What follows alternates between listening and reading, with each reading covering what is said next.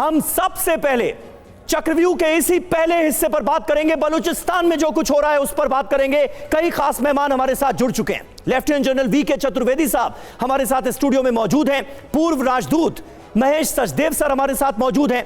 Doctor इरशाद अहमद खान साहब सरहद पार से हमारे साथ मौजूद हैं, पाकिस्तान से, और पाकिस्तान की जो रूलिंग पार्टी है PMLN उसे इस डिबेट में रिप्रेजेंट कर रहे हैं। आरजू काजमी पाकिस्तान की बहादुर पत्रकार हमारे साथ मौजूद हैं, इस्लामाबाद से हमारे साथ लाइव हैं। और हमारे सहयोगी सुमित चौधरी भी हमारे साथ मौजूद हैं। सुमित, शुरुआत मैं आपसे करना चाहूंगा।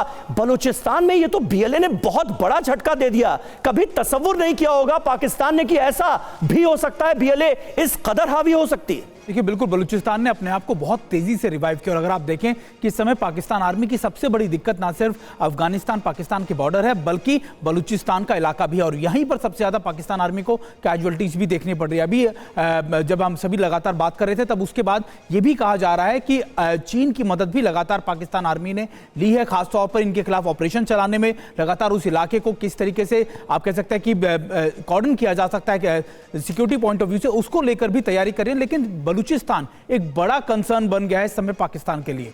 बिल्कुल बिल्कुल। आरजू, मैं आपके पास आऊंगा।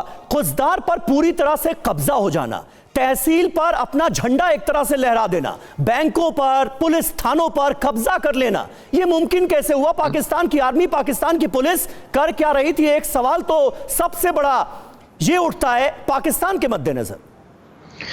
देखिए, बलूचिस्तान में ये कोई आज की बात नहीं है। बहुत टाइम से बलूचिस्तान में जो सिचुएशन है वो काफ़ी ज़्यादा क्रिटिकल है। और यहाँ पर मीडिया उसको इतना कवर भी नहीं कर पा रहा, इसलिए कि वहाँ जाकर मीडिया को रिपोर्टिंग की परमिशन नहीं है। तो हमें जो न्यूज़ कवर करनी चाहिए वो हम नहीं कर पाते। साथ ही साथ पाकिस्तान की एस्टैब्लिशमेंट, पाकिस्तान की गवर्नमेंट इन लोगों को BLA से डायलॉग करना चाहिए, उसके लिए तैयार नहीं है। इस वक्त TTP से ज़्यादा BLA जो है वो एक चैलेंज बना हुआ है पाकिस्तान गवर्नमेंट के लिए। लेकिन बजाय उस चीज़ को हैंडल करने के, उनको रोकने के या उन्हें समझाने के, डायलॉग करने के, ये वहां की न्यूज रोकने में लगे हुए हैं, जो कि बहुत नुकसान कर रही है। और जैसा आपने कहा कि इस वक्त वाकई में BLA जो है वो बहुत ज्यादा अटैक्स जो है उसके शुरू हो चुके हैं, लेकिन किसी तरीके से भी चाइना को खुश करने के लिए उनको रोकने की कोशिश की जा रही है।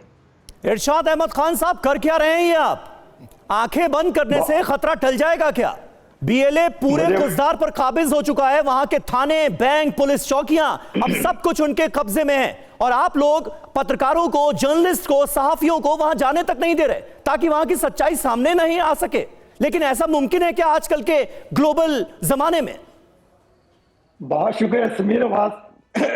मुझे बड़ा अच्छा लगा कि आपने आरजू काजमी को बहादुर कहा, क्योंकि ये पाकिस्तान के खिलाफ बोलती है, हिंदुस्तान के लिए बोलती है। बड़ा दूसरा, फिर मैंने आपकी इंट्रो में, जैसे आपने इंट्रो में बहुत कुछ कहा मेरे बलूचिस्तान के बारे में, मेरे बलोच भाइयों के बारे में और मेरी आर्मी और एजेंसीज के बारे में, तो मुझे लगता है अगर मैं आपका चैनल देखता रहूं तो इसका मतलब है कि पाकिस्तान तो खत्म हो गया और मेरे पाकिस्तान पे कब्जा हो गया खुदा ना खास्ता दहशतगर्दों का।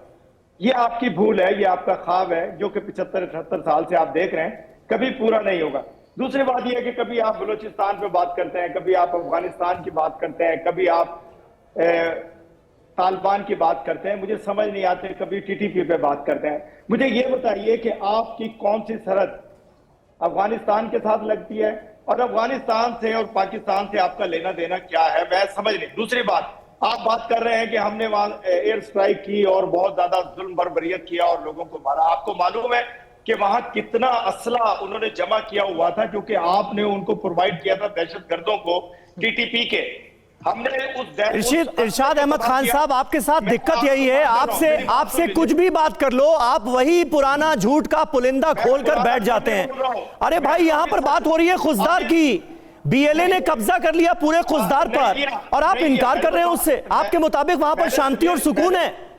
मैंने समीर आपके सवाल का जवाब दिया कि अगर मैं आपका चैनल देखता रहूं, आपकी न्यूज देखता रहूं, तो वाकई पाकिस्तान खत्म हो गया। अरे हमारे चैनल पर ही सच देख पाएंगे आप, क्योंकि आपने अपने मुल्क में जो चैनल्स हैं, जो जर्नलिस्ट हैं, उन पर तो पाबंदी लगाई हुई है। आपको इसकी ताबीर कभी नहीं मिलेगी। पाकिस्तान हमेशा रहने के लिए बना, पाकिस्तान हमेशा चमकने के लिए बना और पाकिस्तान तबाह करेगा उन दुश्मनों को जो पाकिस्तान के दुश्मन है, आरजू जैसे जो पाकिस्तान के खिलाफ ऑल वाह वाह वाह, बहुत सही, बहुत सही इरशाद साहब।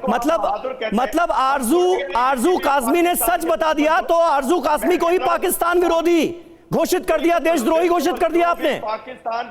जो भी पाकिस्तान के इदारों के खिलाफ बात करेगा, मेरी पाक आर्मी के खिलाफ बात करेगा, मेरे मुल्क के खिलाफ बात करेगा, वो मेरे मुल्क से नहीं, वो हम से नहीं, वो पाकिस्तान से मोहब्बत करने वालों में से नहीं, वो हिंदुस्तान की तरह देशद्रोही कहूंगा मैं उसको।